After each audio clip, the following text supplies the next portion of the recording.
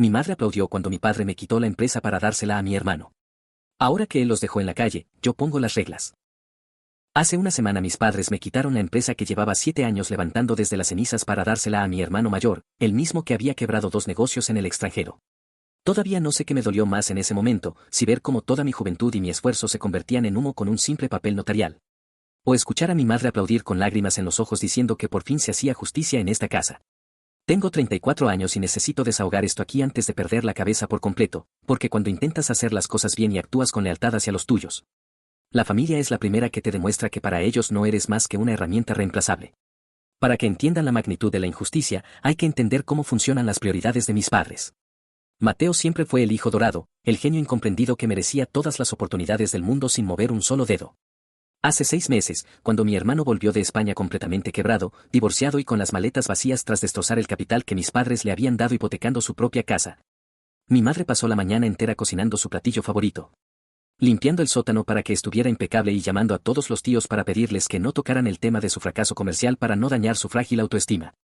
En cambio, cuando yo llegaba a esa misma casa a la medianoche, con la espalda destrozada y las manos agrietadas tras trabajar 16 horas seguidas manejando el camión de entregas de la distribuidora porque un empleado había renunciado, lo único que mi madre me preguntaba, sin siquiera mirarme a la cara, era si ya había pagado la factura de la luz del almacén porque no quería que los congeladores se apagaran.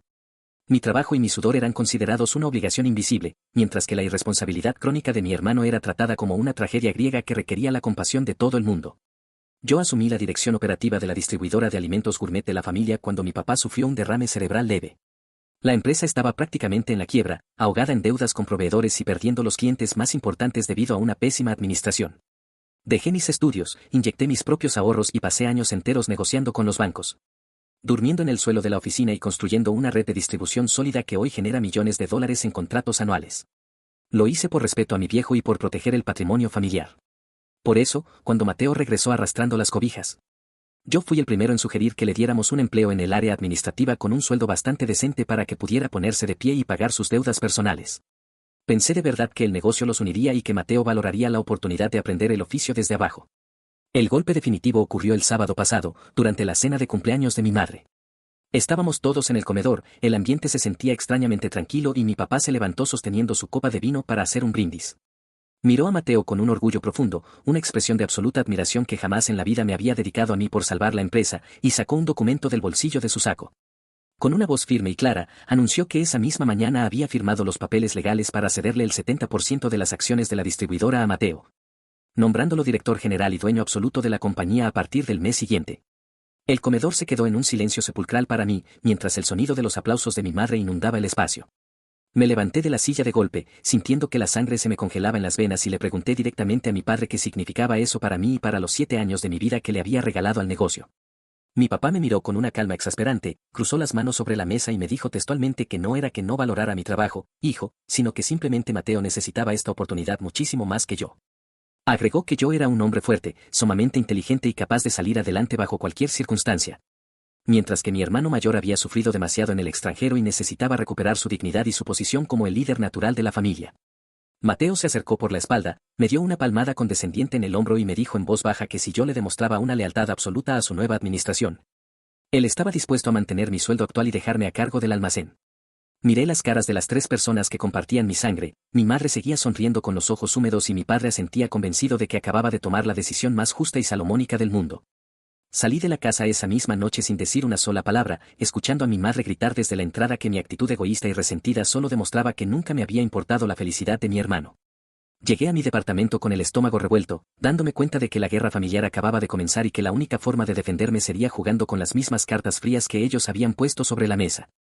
Pasé el resto del fin de semana encerrado, ignorando las llamadas de mi madre y los mensajes de texto de Mateo donde me pedía que le enviara las contraseñas de las cuentas bancarias de la distribuidora para ir adelantando la transición de la gerencia. El lunes por la mañana llegué a la oficina a las 6, buscando la ventaja del terreno que yo mismo había construido. Mi papá ya estaba sentado en su escritorio, tomando café bajo la luz de la lámpara. Me senté frente a él sin saludar y le puse sobre la mesa el balance financiero del último trimestre, exigiéndole que recapacitara, explicándole que Mateo no tenía la menor idea de cómo gestionar los márgenes de ganancia con los proveedores gourmet y que su designación destruiría los contratos que tanto nos había costado cerrar. Mi viejo dejó la taza a un lado, suspiró con una decepción profunda que pretendía hacerme sentir culpable y me dijo que le dolía ver en qué clase de hombre ambicioso y calculador me había convertido. Reiteró que la empresa seguía estando a su nombre, que él tenía el derecho legal de heredar a quien quisiera y que mi falta de generosidad con mi propio hermano solo confirmaba que yo necesitaba una lección de humildad y que la dirección de Mateo nos traería una visión moderna, que yo, con mi mentalidad operativa de almacén, nunca podría alcanzar. Antes de que pudiera responderle, la puerta de la oficina se abrió y Mateo entró vistiendo un traje de diseñador impecable que contrastaba con mis botas de trabajo y mi playera de la distribuidora. Se sentó a mi lado con una carpeta de archivos y, sin mirarme a la cara, le informó a mi papá que su primera medida ejecutiva sería rescindir el contrato de don Alberto, el productor local de quesos artesanales que nos había otorgado crédito blando durante la crisis y que representaba el 40% de nuestro catálogo exclusivo. Mi hermano argumentó que el proceso de don Alberto era lento y arcaico, y que ya había contactado a un proveedor industrial masivo en el norte que vendía un sustituto a la mitad de precio. Me puse de pie de inmediato, golpeando el escritorio con el puño, advirtiéndoles que don Alberto era socio fundador de nuestra red y que el producto industrial que Mateo proponía era una porquería que arruinaría la reputación de la empresa con los restaurantes de la capital. Mateo ni siquiera se inmutó.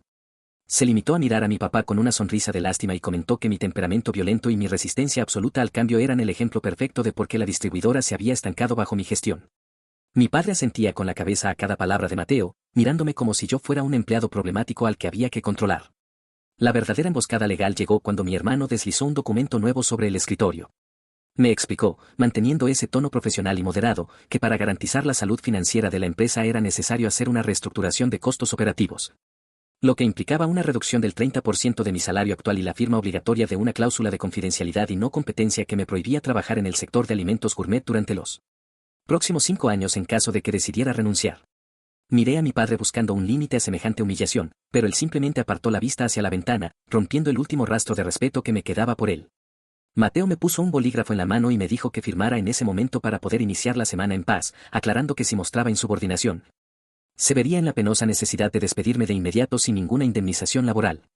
Aprovechando que todos mis contratos anteriores figuraban bajo un esquema de honorarios externos que él mismo había auditado el fin de semana, comprendí con una claridad espantosa que no querían que me fuera, querían encadenarme al negocio, cortarme las alas y obligarme a hacer todo el trabajo pesado en las sombras para que Mateo pudiera lucirse en las juntas de socios mientras yo ganaba una miseria sin posibilidad de independizarme.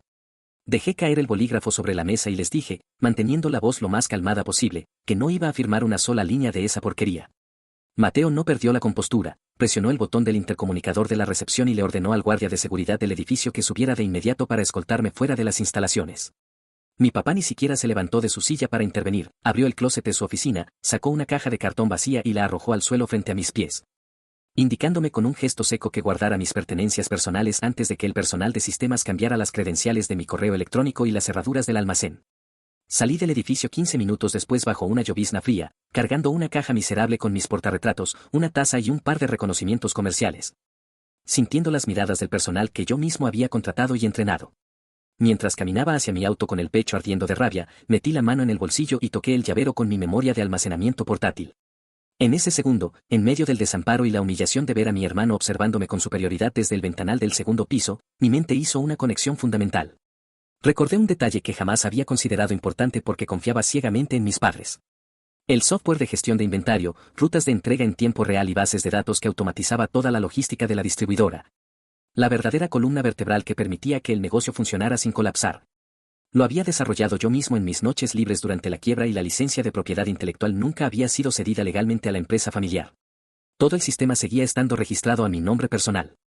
Lo primero que hice al salir del estacionamiento de la distribuidora fue manejar directo al despacho de un abogado especialista en propiedad intelectual que un antiguo compañero de la universidad me había recomendado. Tenía la caja de cartón en el asiento del copiloto y una furia fría corriendo por mis venas que me impedía pensar en otra cosa. Me senté frente al abogado y le expliqué la situación sin omitir un solo detalle, mostrándole desde mi teléfono los registros de la plataforma y el código que yo mismo había programado en mis noches libres mientras la empresa de mi padre se hundía. El abogado revisó los documentos de constitución de la distribuidora, mi historial de pagos por honorarios externos y sonrió con una tranquilidad que me devolvió el alma al cuerpo. Me explicó que al no existir un contrato de exclusividad laboral, ni una cláusula previa de cesión de derechos sobre desarrollos tecnológicos, el software, los algoritmos de optimización de rutas y la estructura de la base de datos me pertenecían única y exclusivamente a mí. Me advirtió que bajo ninguna circunstancia debía cometer el error de presionar un botón de apagado remoto o borrar los servidores de la distribuidora de forma maliciosa, porque eso podría ser tipificado como sabotaje industrial y les daría la ventaja legal a ellos. La estrategia era mucho más elegante y letal, simplemente dejaría de dar soporte técnico, no aplicaría ningún parche de seguridad y me negaría rotundamente a actualizar las licencias del sistema. Sin mi mantenimiento constante, ese software complejo e integrado se volvería completamente obsoleto en cuestión de semanas ante la próxima actualización obligatoria de los servidores de red. Esa misma tarde me negué a hundirme en el papel de la víctima y comencé mi contraataque. Alquilé una pequeña oficina en una zona industrial de la ciudad con los pocos ahorros que me quedaban. Compré un par de computadoras usadas y registré una nueva empresa de logística y distribución de alimentos gourmet bajo mi propio nombre. No pasaron ni 24 horas cuando recibí la primera llamada clave. Era don Alberto, el productor artesanal de quesos que mi hermano Mateo había decidido despedir de forma tan soberbia en su primer día como director general.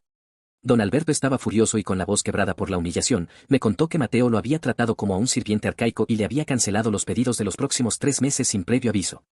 Le pedí que se calmara y lo invité a mi nueva oficina, nos tomamos un café en vasos de plástico y le propuse una alianza comercial inmediata. Le aseguré que yo respetaría sus precios, mantendría sus condiciones de crédito blando y colocaría su producto estrella en los mejores restaurantes de la capital utilizando mis contactos personales. El viejo aceptó estrechándome la mano con fuerza, dándome la exclusividad de su distribución y convirtiéndose en el primer gran pilar de mi nuevo negocio. El verdadero golpe de energía llegó el viernes por la mañana. Carlos, el supervisor del almacén de la distribuidora familiar y el hombre de mi absoluta confianza durante los últimos 5 años, me llamó desde su teléfono personal. Me dijo textualmente que la oficina era un completo manicomio. Que Mateo se la pasaba gritando órdenes contradictorias sin tener la menor idea de cómo coordinar las salidas de los camiones y que ya había amenazado con rebajarle el sueldo a los choferes más antiguos para ahorrar costos operativos. Carlos me dijo que no pensaba quedarse a ver cómo mi hermano destruía el trabajo que nosotros habíamos levantado con tanto sudor, y me preguntó si tenía un espacio para él en mi nuevo proyecto. Aunque tuviera que ganar menos al principio. Sentí un nudo de orgullo en la garganta y le respondí que se viniera de inmediato. Que su puesto como jefe de operaciones ya estaba listo y que juntos íbamos a construir algo mucho más grande y libre de los caprichos de mi familia. En menos de una semana, ya tenía una oficina funcional, el mejor proveedor de la región de mi lado y al empleado más valioso del antiguo almacén coordinando mi nueva logística. Mientras tanto, la falta de actualizaciones en el software de la distribuidora familiar comenzó a pasar factura de forma silenciosa pero destructiva. Los servidores automatizados de la empresa realizaron su mantenimiento de rutina programado para el fin de mes, y al no encontrar los parches de compatibilidad que yo solía instalar manualmente, el sistema operativo de las rutas empezó a lanzar alertas críticas. Las pantallas de las computadoras del almacén se congelaban a mitad de los procesos de carga y las aplicaciones de los choferes comenzaron a duplicar los destinos, enviando camiones con mercancía idéntica a 2 puntos opuestos de la ciudad. El caos logístico que tanto me había esmerado en prevenir durante 7 años explotó en las manos de mi hermano en cuestión de días. A la medianoche del domingo, mientras terminaba de revisar el plan de negocios de mi nueva empresa, mi teléfono celular comenzó a vibrar con insistencia sobre la mesa de la sala. Era Mateo. Al responder, no escuché el tono arrogante del director general que me había escoltado con guardias de seguridad, sino una voz agitada y al borde del colapso que me exigía que entrara de inmediato al sistema para solucionar un error crítico que tenía varados a 10 camiones en la salida principal. Me recosté en el sillón, tomé un sorbo de agua y le respondí con una calma absoluta que lamentaba mucho el inconveniente, pero que como yo ya no era empleado de la distribuidora y no había firmado ningún contrato de soporte, el soporte técnico de ese software estaba oficialmente cancelado. Mateo se quedó mudo por unos segundos antes de empezar a proferir insultos y amenazas legales, pero antes de que pudiera terminar su discurso, le colgué la llamada y bloqueé su número, dándome cuenta de que el primer paso de su caída libre ya había comenzado por su propia incompetencia. El éxito de mi nueva empresa avanzó con una rapidez que ni yo mismo alcancé a presupuestar en mis mejores estimaciones financieras. Utilizando una versión optimizada del software logístico que yo mismo había reescrito desde cero para mi propio uso, comencé a contactar a los gerentes de los restaurantes gourmet más importantes de la capital, hombres y mujeres con los que había construido una relación de respeto mutuo durante mis 7 años de gestión en la distribuidora familiar. Cuando se enteraron de que yo estaba manejando la distribución exclusiva de los quesos artesanales de don Alberto y de otros productores locales que valoraban la puntualidad, no dudaron en rescindir sus contratos con la distribuidora de mis padres. En menos de 20 días, mi pequeña oficina ya coordinaba el abastecimiento de 12 de los establecimientos gastronómicos más exclusivos de la zona corporativa. Las entregas llegaban exactamente a la hora pactada, los productos mantenían una frescura impecable y la atención personalizada demostraba que un negocio se sostiene con relaciones humanas sólidas, no con títulos nobiliarios entregados en cenas familiares. Mientras tanto, Mateo se encargó de acelerar la destrucción del patrimonio familiar con una serie de decisiones tan absurdas que parecían sacadas de un manual de cómo arruinar una corporación en tiempo récord. Lo primero que hizo mi hermano para demostrar su nuevo estatus de director general no fue visitar a los clientes ni revisar el estado financiero del almacén, sino autorizar la compra con fondos de la empresa de una camioneta de lujo del año. argumentando ante mi padre que la representación ejecutiva y la imagen corporativa eran fundamentales para proyectar una visión europea ante los grandes inversionistas. Acto seguido, para compensar ese gasto descomunal y la pérdida del 30% de los ingresos debido a los problemas de entrega, Mateo despidió a 3 de los choferes más experimentados de la distribuidora con la intención de contratar a jóvenes universitarios por la mitad del sueldo, ignorando que el transporte de alimentos gourmet requiere un conocimiento preciso del manejo de la cadena de frío y de las rutas de la ciudad para evitar que la mercancía se eche a perder antes de llegar a su destino. La crisis con los productos industriales que Mateo había traído del norte del país para sustituir a los proveedores locales estalló de la peor manera posible. La cadena de restaurantes del chef ejecutivo más importante de la ciudad, un cliente histórico que representaba una parte sustancial de la facturación mensual de la distribuidora familiar, recibió un cargamento de quesos y embutidos de bajísima calidad que arruinó la cena de degustación de un evento empresarial de alto nivel. El chef me llamó esa misma tarde, furioso por el engaño, y me contó que Mateo había intentado convencerlo de que el cambio de sabor se debía a una nueva tendencia gastronómica internacional, tratándolo como a un ignorante que no sabía distinguir un producto artesanal de una imitación barata de supermercado. El chef me dijo textualmente que cancelaría de inmediato su relación comercial con la distribuidora de mis padres y me pidió que yo asumiera el control de su abastecimiento a partir de la mañana siguiente, sin importar el costo del flete, con tal de recuperar la calidad que sus comensales exigían. La consecuencia inevitable de toda esta locura familiar tocó a mi puerta el jueves por la tarde en forma de una visita que no deseaba recibir. Mi madre apareció en mi nueva oficina sin previo aviso, vistiendo un abrigo elegante pero con un rostro demacrado que delataba las noches de insomnio que se vivían en su casa. Miró el espacio modesto, los escritorios usados y las pizarras llenas de rutas logísticas antes de sentarse frente a mí con los ojos cargados de esa manipulación emocional que también sabía ejecutar. No vino a pedirme disculpas por los aplausos del brindis ni por haberme llamado egoísta, vino a exigirme, utilizando el argumento de la sangre y el honor familiar, que detuviera lo que ella llamaba mi campaña de venganza personal contra mi propio hermano mayor. Me dijo con voz temblorosa que Mateo estaba bajo un estrés terrible, que las cuentas de la distribuidora estaban en números rojos por primera vez en 7 años y que era mi deber moral regresar al almacén para arreglar el sistema de computadoras que yo mismo había dejado dañado a propósito, para perjudicarlos. Me mantuve firme en mi silla, mirándola fijamente a los ojos sin permitir que el sentimiento de culpa que intentaba inyectarme encontrara una sola rendija por donde entrar. Le respondí con un tono de voz monótono que yo no estaba dañando a nadie, que el software simplemente requería un mantenimiento operativo que ellos mismos decidieron cancelar al despedirme sin liquidación legal, y que los clientes se estaban viniendo conmigo porque mi hermano prefería gastar el dinero en camionetas de lujo en lugar de respetar la calidad de los productos. Mi madre se levantó de la silla indignada, me acusó de tener un corazón de piedra y de querer ver a mis padres en la calle con tal de alimentar mi orgullo herido, advirtiéndome que mi papá estaba tan afectado por la situación que su salud estaba empezando a resentirse de nuevo por mi culpa. Justo cuando ella cerraba la puerta de la oficina con un golpe seco que hizo vibrar los cristales, mi teléfono de la oficina comenzó a sonar. Al levantar el auricular, escuché la voz de mi padre, pero no traía el tono severo de la última reunión, se escuchaba completamente quebrado, respirando con dificultad. Y me dijo en un susurro desesperado que la principal cadena hotelera del país acababa de enviarles una notificación de rescisión total de contrato por incumplimiento de entregas. Y que si yo no los ayudaba a revertir esa situación antes del viernes por la mañana, la distribuidora tendría que declararse en quiebra técnica antes de que terminara el mes. La llamada de mi padre rompió el último puente que me unía a ellos, pero no me quedé estancado en el remordimiento. A las 9 de la mañana del viernes, me presenté en las oficinas corporativas de la principal cadena hotelera del país.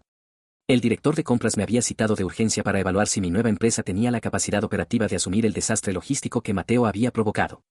Cuando la secretaria me abrió la puerta de la gran sala de juntas del piso 12, el estómago se me apretó por la sorpresa. Sentados al fondo de la mesa de cristal, junto a 3 ejecutivos de traje oscuro, estaban mi padre y Mateo. Traían rostros desencajados y carpetas llenas de balances que intentaban justificar los retrasos de las últimas 2 semanas. El director de compras me pidió que me sentara en el extremo opuesto y, sin rodeos, me dijo que la cadena hotelera no podía permitir que sus cocinas se quedaran sin insumos un fin de semana más debido a los problemas del sistema informático de la distribuidora familiar. El ambiente en la sala se volvió tan tenso que casi podía escucharse el zumbido de las luces del techo. Mi padre se acomodó la corbata con dedos temblorosos, miró a los ejecutivos y tomó la palabra con un tono de voz que pretendía ser conciliador y corporativo. Explicó que todo se trataba de un problema técnico menor, una transición de sistemas que se solucionaría de inmediato porque yo, su hijo menor y jefe de sistemas, estaba ahí para reactivar la plataforma esa misma tarde. Me miró fijamente a los ojos, con una mezcla de súplica y autoridad paternal, y me pidió públicamente que le confirmara a la mesa que la familia siempre respondía unida ante las crisis. Fue una jugada maestra de manipulación. Enfrente de los clientes más importantes de la región, mi padre estaba intentando arrastrarme de vuelta al negocio bajo sus propias condiciones, utilizando la presión social y empresarial para obligarme a salvar a mi hermano sin darme nada a cambio. Antes de que pudiera responder, Mateo interrumpió de forma grosera, golpeando su carpeta contra la mesa de cristal. Miró al director de compras y le dijo textualmente que el verdadero problema no era la capacidad de la empresa, sino que yo había bloqueado maliciosamente las contraseñas del software de rutas al ser despedido por mala conducta, cometiendo un acto de sabotaje industrial que ya estaba siendo investigado por sus abogados. Mi hermano, en su desesperación por ocultar su total incompetencia, decidió lanzar una mentira gigantesca frente a la mesa directiva para salvar su propio pellejo y hacerme quedar como un criminal resentido. Los ejecutivos de la cadena hotelera me miraron con severidad, esperando mi defensa ante una acusación tan grave que podría arruinar mi reputación en el sector para siempre. Mantuve la calma, abrí mi computadora portátil y conecté el proyector de la sala de juntas sin pedir permiso a nadie. Desplegué en la pantalla gigante el registro de la Oficina de Propiedad Intelectual donde constaba que el software de optimización logística estaba registrado a mi nombre desde hacía 3 años. Junto con la auditoría técnica que demostraba que el sistema de la distribuidora familiar había colapsado simplemente por falta de actualización de los servidores, no por un bloqueo manual. Luego, les mostré las cartas de exclusividad que ya había firmado con don Alberto y otros 4 productores de la región, los mismos que Mateo había expulsado del catálogo. Miré al director de compras y le aclaré con voz firme que yo ya no formaba parte de la empresa de mi padre. Que no existía ningún sabotaje y que la distribuidora familiar no tenía forma física de cumplir con el contrato porque ya no contaba con los proveedores artesanales que los hoteles exigían en sus menús gourmet. La confrontación pública desnudó por completo las mentiras de mi hermano. El director de compras revisó los documentos notariales en silencio, se reclinó en su silla y miró a mi padre con una profunda decepción, diciéndole que era una lástima que hubieran intentado engañar a la cadena hotelera ocultando una fractura interna tan grave. En ese mismo instante, el ejecutivo firmó la orden de rescisión definitiva del contrato con la distribuidora de mi familia y me extendió una propuesta de servicio para que mi nueva empresa asumiera el abastecimiento total de sus hoteles a partir del lunes por la mañana. Mateo se puso de pie fuera de sí, gritando que aquello era un robo y que yo era un maldito traidor que estaba destruyendo el patrimonio de mis padres por puro egoísmo. Mi viejo no gritó, se limitó a mirarme con unos ojos vacíos, completamente derrotado, mientras el personal de seguridad de la corporación entraba a la sala para escoltar a mi hermano hacia la salida debido a su rabieta. Salí de ese edificio con el contrato millonario bajo el brazo, pero con una pregunta que me quemaba el pecho al ver la mirada destrozada de mi padre. Porque todavía no sabía hasta qué punto la ambición de Mateo sería capaz de arrastrar a mis padres al abismo con tal de no admitir que él solo se había cavado su propia tumba. La pérdida del contrato de los hoteles Continental provocó un terremoto financiero en la distribuidora familiar que mis padres intentaron contener utilizando la peor de las armas: la manipulación emocional y la difamación pública. El sábado por la tarde, mi tía abuela me llamó llorando desde otra ciudad para preguntarme cómo era posible que estuviera dejando morir de hambre a mis propios padres y si era verdad que les había robado los ahorros de su jubilación a través de un virus informático. Mateo no se quedó de brazos cruzados tras la humillación en la sala de juntas.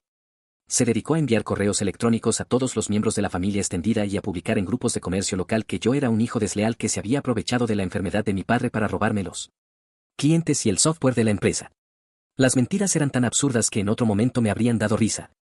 Pero ver a mis propios tíos y primos dándole la espalda a mi negocio sin molestarse en escuchar mi versión me demostró lo fácil que es construir un monstruo cuando la corriente familiar necesita un culpable para justificar sus propios fracasos. El lunes por la mañana, mientras coordinaba la primera entrega masiva para la cadena hotelera junto a Carlos y nuestros nuevos choferes, un automóvil de lujo se estacionó frente a mi almacén. Mi madre bajó del vehículo acompañada por un hombre mayor vestido con un traje gris impecable que cargaba un maletín de cuero. Era el abogado de la familia. Entraron a mi pequeña oficina sin saludar a los empleados, y el abogado colocó un documento formal sobre mi escritorio con un sello notarial que exigía una conciliación obligatoria. Mi madre se sentó frente a mí, se quitó los lentes oscuros y me miró con una ternura artificial que me puso en alerta de inmediato. Me dijo en voz baja que tuviéramos una conversación de corazón a corazón. Que mi padre había pasado el fin de semana en cama con la presión alta y que ellos estaban dispuestos a perdonar mi soberbia y a olvidar el asunto del software si yo aceptaba firmar ese acuerdo de unificación familiar. El documento era una trampa legal tan descarada que me dio escalofríos leer las primeras líneas. La propuesta consistía en fusionar mi nueva y exitosa empresa de logística con la distribuidora quebrada de la familia. Según los términos que el abogado había redactado, Mateo dejaría el cargo de director general y pasaría a ser vicepresidente comercial, mientras que yo asumiría la dirección total del consorcio unificado, aportando mis contratos vigentes y la licencia perpetua y gratuita de mi software. A cambio, mis padres conservarían el 51% de las acciones de la nueva entidad, lo que significaba que ellos seguirían teniendo el control absoluto sobre los dividendos y las decisiones mayores. Mi madre me tomó de la mano, apretándola con suavidad, y me aseguró que esta era la oportunidad perfecta para demostrar que era un buen hijo. Que recuperaríamos la paz en las cenas de los domingos y que Mateo ya había entendido su lección y trabajaría bajo mis órdenes sin causar más problemas en el almacén. Le pedí al abogado que me dejara revisar los anexos financieros del acuerdo antes de dar una respuesta definitiva. Mientras mi madre hablaba de la importancia de la unidad familiar y del orgullo que sentiría mi padre al vernos trabajar juntos otra vez, mis ojos se detuvieron en la última página del balance de deudas de la distribuidora familiar que el abogado había olvidado ocultar entre las hojas de la propuesta. El estómago se me revolvió al descubrir una serie de créditos prendarios masivos solicitados por Mateo durante los últimos 3 meses. Utilizando las escrituras de la casa de mis padres y las propias bodegas del negocio como garantía colateral.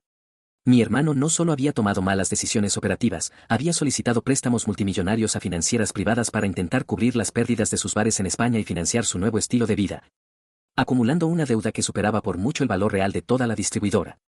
Me puse de pie lentamente, retiré mi mano del agarre de mi madre y le deslicé el documento de vuelta al abogado. Les dije con una calma absoluta que no iba a firmar ninguna fusión y que la reunión había terminado. Mi madre cambió su rostro angelical por una mueca de desprecio absoluto. Se levantó de la silla y me gritó que era un egoísta sin alma que prefería ver a su hermano en la cárcel y a sus padres en la calle con tal de quedarse con sus malditas ganancias. El abogado intervino de inmediato para calmarla, pero antes de salir de la oficina, me miró con una seriedad profesional que me dejó helado, comentándome en un susurro que si yo no firmaba ese acuerdo para absorber la deuda, las financieras ejecutarían el embargo de la casa de mis viejos en menos de 10 días. Me quedé solo en la oficina mirando el camión de entrega salir hacia los hoteles, dándome cuenta de que la manipulación de mi familia había llegado a un punto sin retorno. Porque el verdadero secreto que Mateo ocultaba no era solo una deuda financiera, sino algo mucho más oscuro que involucraba firmas falsificadas y que estaba a punto de estallar de la peor manera posible sobre las cabezas de todos nosotros. No me quedé de brazos cruzados esperando a que el agua me llegara al cuello. En cuanto el abogado de la familia salió de mi oficina, llamé a mi propio representante legal y le ordené que solicitara de inmediato una copia certificada de los expedientes de los créditos prendarios ante el registro público de la propiedad. Pasé toda la noche de lunes revisando línea por línea los documentos digitalizados que me enviaron a mi correo electrónico. El diablo está en los detalles, y fue en la página 42 del contrato de la segunda financiera donde todo mi cuerpo se congeló. Ahí estaba la firma de mi padre, autorizando un poder notarial absoluto a favor de Mateo para disponer de los bienes inmuebles de la distribuidora. Pero había un problema gigantesco que nadie más había notado. La firma era perfecta, limpia, con trazos rectos e idénticos a los documentos corporativos que mi padre firmaba hace 10 años. Cualquiera que no conociera a mi viejo habría pasado eso por alto. Pero yo recordaba perfectamente que el derrame cerebral leve que sufrió hace casi una década le había dejado un pequeño pero permanente tremor en la mano derecha. Mi padre no podía firmar una línea recta ni aunque su vida dependiera de ello, sus firmas reales de los últimos años siempre mostraban un ligero temblor en las curvas finales. Mateo no había obtenido el consentimiento de mi padre, había tomado un contrato antiguo. Había escaneado su firma de la época en que estaba sano y la había calcado digitalmente en el nuevo poder notarial para obtener los millones que necesitaba para cubrir sus fraudes en España. Con el reporte pericial de grafoscopía que mi abogado me consiguió de urgencia el miércoles por la mañana, manejé directo a la casa de mis padres a la hora de la comida. Sabía que estarían todos reunidos intentando descifrar cómo salvarse del embargo. Entré a la casa usando mi viejo juego de llaves y caminé hacia el comedor sin pedir permiso. Ahí estaban los tres, sentados alrededor de la mesa con caras de funeral, mientras Mateo revisaba unos papeles con una copa de whisky en la mano. Mi madre se levantó de inmediato para gritarme que no tenía derecho a entrar a su hogar después de haberlos rechazado, pero no le di tiempo de terminar la frase. Arrojé el grueso expediente con el sello pericial justo en el centro de la mesa, golpeando el plato de Mateo. Les dije con una voz completamente calmada que miraran bien esos papeles porque ahí estaba la verdadera razón por la que la distribuidora se estaba hundiendo. Y que no tenía nada que ver con mi software ni con mi supuesta venganza. Mateo se puso pálido de inmediato, dejando la copa sobre la mesa con un temblor que delató su culpabilidad antes de que nadie abriera el archivo. Mi padre, con el ceño fruncido y sosteniendo sus anteojos con su mano derecha, la misma que temblaba levemente, comenzó a leer el dictamen del perito. A medida que avanzaba en la lectura, el rostro de mi viejo pasó de la confusión a un tono grisáceo que me asustó por un segundo. El documento explicaba de forma científica y matemática cómo la firma del poder notarial era una falsificación digital exacta de un contrato de proveeduría del año 2016. Mi padre levantó la vista lentamente, miró a Mateo y le preguntó con un hilo de voz si de verdad había sido capaz de hacerle eso a su propia familia. Mateo intentó balbucear una mentira, diciendo que todo era un invento mío. Que yo había pagado al perito para destruirlo y que lo había hecho por el bien del negocio para agilizar los trámites burocráticos mientras él estaba enfermo. La mentira cayó por su propio peso cuando saqué la segunda parte del informe, donde se demostraba que los fondos de los préstamos nunca entraron a las cuentas de la distribuidora, sino que fueron transferidos de inmediato a una cuenta puente en un paraíso fiscal para pagar las demandas de los acreedores que Mateo había dejado colgados en Madrid. Mi madre se llevó las manos a la boca, soltando un gemido ahogado mientras miraba a su hijo dorado transformarse en un completo extraño frente a sus ojos. El conflicto explotó por completo cuando mi padre, enfurecido como nunca lo había visto en mi vida, se levantó de la silla golpeando la mesa y le gritó a Mateo que se largara de su vista, llamándolo delincuente y traidor. Mateo, al verse acorralado y dándose cuenta de que ya no había forma de manipular la situación, cambió su máscara de víctima por una sonrisa cínica, se levantó de la mesa. Tomó su saco y nos miró a todos con un desprecio absoluto. Le dijo a mi padre que él solo había tomado lo que le correspondía por derecho de primogenitura y que si la distribuidora se iba a la quiebra, al menos él ya tenía su futuro asegurado en otra parte. Salió de la casa dando un portazo que hizo retumbar los vidrios del comedor, dejándome a solas con dos ancianos que acababan de darse cuenta de que el hijo por el que habían sacrificado todo los había dejado completamente en la calle. Las consecuencias de las decisiones de mi familia cayeron con el peso de una avalancha inevitable durante los siguientes meses. La distribuidora familiar se declaró en quiebra técnica 2 semanas después de la confrontación en el comedor. Las financieras privadas no tuvieron piedad, ejecutaron las garantías prendarias de inmediato, tomando el control de las bodegas, los camiones restantes y, finalmente, colocando el sello de embargo en la puerta de la casa de mis padres. Ver la mudanza sacando los muebles de la casa donde crecí fue un momento duro, no lo voy a negar, pero entendí que cada quien cosecha lo que siembra. Mi hermano Mateo desapareció del mapa en cuanto supo que los abogados de las financieras habían presentado una denuncia formal ante la fiscalía por fraude de documentos y falsificación de firmas. La última vez que supimos de él, había cruzado la frontera en un intento desesperado por evadir las órdenes de aprehensión que ahora pesan sobre su nombre. El hijo dorado que mis padres tanto protegieron terminó convertido en un prófugo de la justicia, destruido por su propia ambición desmedida y su total incapacidad para asumir la responsabilidad de sus actos. Mis padres se quedaron prácticamente con lo opuesto, viviendo la humillación pública de tener que pedirle alojamiento temporal a una tía que meses antes me había insultado por teléfono. Fue ahí cuando tomé mi decisión final, no por obligación familiar ni por ceder a sus manipulaciones, sino por la tranquilidad de mi propia conciencia y por el respeto al niño que alguna vez fui. Fui a visitarlos a ese pequeño cuarto de huéspedes donde estaban alojados. Mi madre ya no traía abrigos de diseñador ni me miraba con condescendencia, me recibió con los ojos bajos y las manos entrelazadas, pidiéndome disculpas en un susurro apenas audible por todo el daño que me habían causado. Mi padre, sentado en una silla de plástico, simplemente me estiró su mano temblorosa en un gesto de muda derrota. Les puse sobre la mesa las llaves de un departamento pequeño pero sumamente cómodo y digno que había rentado a mi nombre en un barrio tranquilo de la ciudad. Les aclaré, mirándolos fijamente a ambos, cuáles serían las reglas inquebrantables de nuestra relación a partir de ese segundo. Yo pagaría la renta del departamento y sus gastos médicos básicos directamente a los proveedores, asegurándome de que nunca les faltara un techo ni comida en la mesa. Pero jamás verían un solo centavo en efectivo de mi parte para evitar que intentaran financiar la huida de Mateo. Les advertí que mi empresa seguía siendo exclusivamente mía, que no había espacio para ellos en mi vida profesional y que las cenas de los domingos se habían terminado para siempre porque la confianza rota no se repara con un contrato de arrendamiento.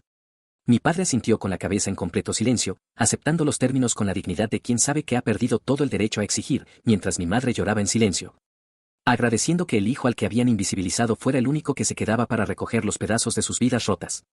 Hoy mi empresa de logística ocupa un almacén de 3.000 metros cuadrados en la zona industrial más importante de la región. Carlos maneja una flota de 20 camiones nuevos de última generación y don Alberto ha duplicado su producción de quesos gracias a los contratos exclusivos que mantenemos vigentes con las principales cadenas hoteleras y restaurantes del país. A veces, por las tardes, me quedo unos minutos solo en el andén de carga, mirando el movimiento de los trabajadores y el zumbido constante de los motores mientras el sol se oculta detrás de los edificios. Siento un alivio profundo y una paz que no se puede comprar con dinero. No necesité destruir a mi familia para ganar esta batalla, ellos mismos se encargaron de demostrar que la incompetencia y la soberbia son los peores enemigos de cualquier negocio. Logré levantar un imperio desde las cenizas de su traición, manteniendo mi nombre limpio, mi frente en alto y demostrando que al final del día, el trabajo duro, la lealtad real y la disciplina siempre tienen la última palabra. Suscríbete para más historias como esta. Para que la plataforma sepa que somos reales, déjame un comentario de más de 3 palabras diciéndome qué te pareció el final.